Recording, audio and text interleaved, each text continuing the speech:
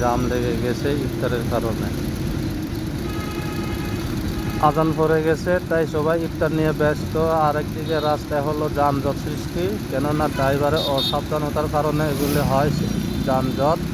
তারা যদি একটু গাড়িগুলি সাইড করে রাখতো তাহলে এই যানজট সৃষ্টি হতো না।